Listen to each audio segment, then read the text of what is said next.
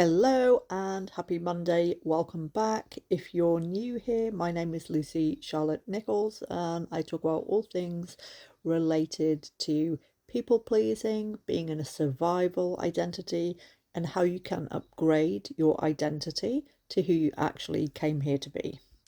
So today I'm going to be talking about how you can actually start to become your future self instead of just thinking about her.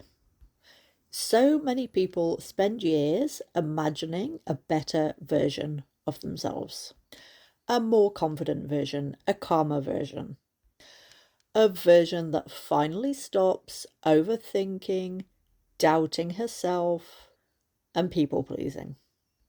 But how do we move from imagining her to being her? And importantly, without getting overwhelmed.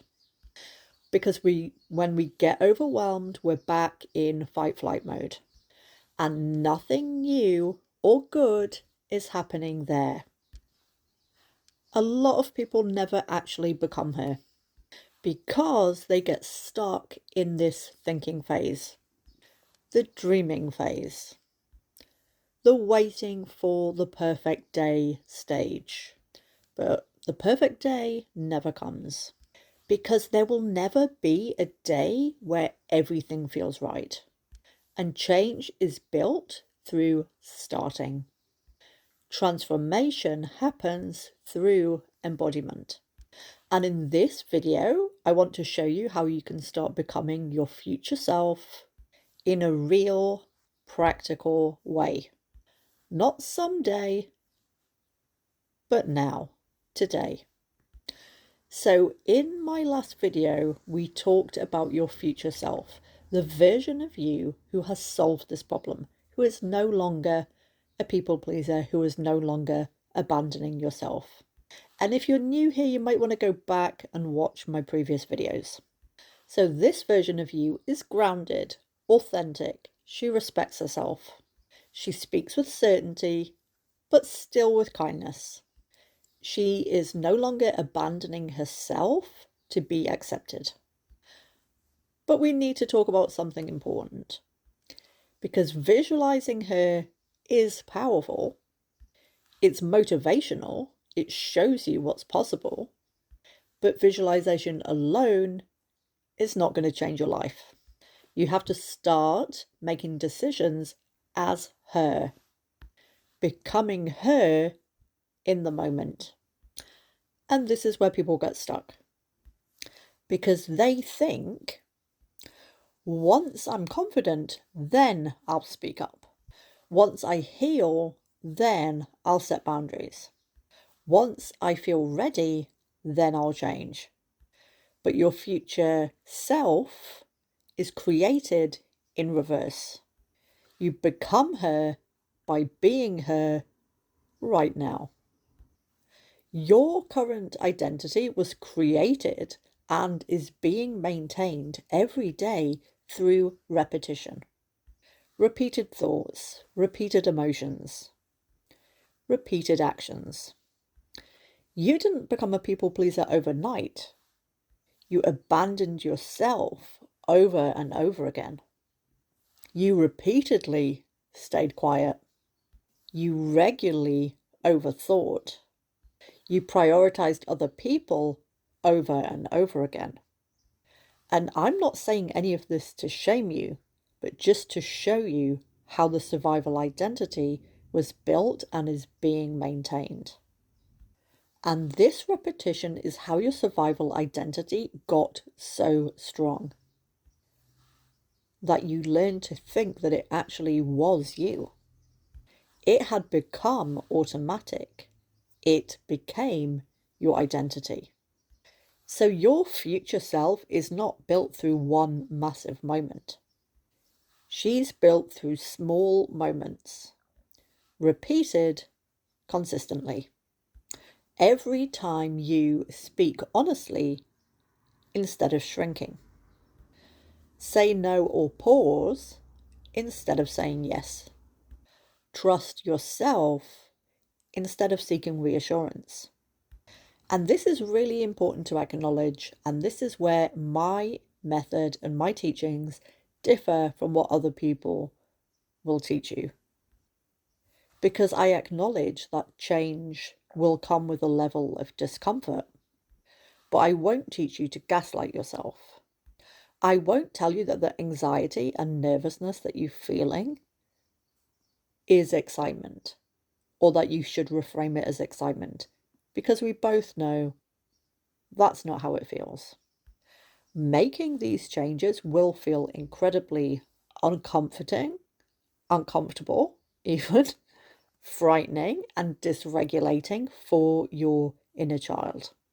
And I teach that while doing this work, while making small changes, you simultaneously comfort, acknowledge, and support your inner child. Just like you'd support a real child with change. Not by shaming them, not by telling them to shut up, but by hearing them, reassuring them, and comforting them. And by praising them when they're brave. When you start becoming a new version of yourself, it will feel wrong at first. It will feel weird because you're being different. And it's not wrong, it's just unfamiliar. When you start changing, part of you wants to move forward, but part of you feels afraid. And instead of attacking that part of yourself, I want you to start trying to understand it. Because usually that resistance is not self-sabotage, it's self-protection. The younger part of you that learned it wasn't safe to speak openly, disappoint people, be authentic, take up space, say no, express needs. So when you begin stepping into your future self, that younger part becomes activated.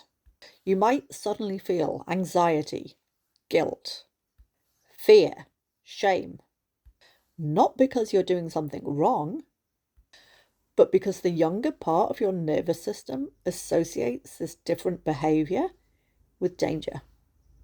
So instead of forcing yourself harshly, when you feel resistance, pause for a moment and ask yourself, what is the younger part of me afraid might happen right now?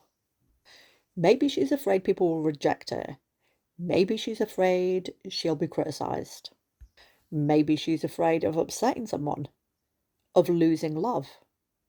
Maybe she's afraid of being abandoned. And instead of shaming that fear, you begin reassuring her. You remind her you're safe now. You're allowed to have boundaries. You don't have to earn love anymore by abandoning yourself. You can survive people misunderstanding you. And this changes everything. Because you're not trying to now drag yourself through change by force. You're creating safety around change. Your future self is not going to happen by you rejecting the wounded part of you. She's built by leading her. And from that place, you take the step anyway. Maybe imperfectly, maybe shakily, but with self-support instead of self-judgment. So one of the most powerful things you can start doing is this. Before reacting automatically, pause and ask yourself, what would my future self do here? Not the fearful version of you, not the part of you that's trying to avoid rejection. The grounded version, the authentic version, the version who respects herself. So when someone asks something of you that you don't want to do, what would she say? What would your future self say? Probably not, yeah, that's totally fine, while secretly feeling resentful. She might say, I can't do that. She might say, I need a bit of time for myself this week. She's definitely not afraid to pause in that moment. She answers calmly, simply, and clearly. When someone misunderstands her, she doesn't panic and over-explain herself for 20 minutes. She clarifies if needed, but she doesn't abandon herself trying to control how she's perceived. When she walks into a room, she's not obsessing over whether people like her, because her self-worth isn't built on external validation anymore. And, important to note, your future self isn't perfect. She still feels discomfort sometimes. She still gets triggered sometimes. She still has moments of doubt. The difference is she no longer lets those feelings control her behavior. Because becoming your future self isn't about becoming flawless. It's about becoming more self-connected, more self-trusting, more authentic. And every time you act in alignment with her, you give your brain evidence. Evidence that you can speak up and survive. You can disappoint people and be okay. You can be authentic and be loved. And eventually, your self-concept starts changing.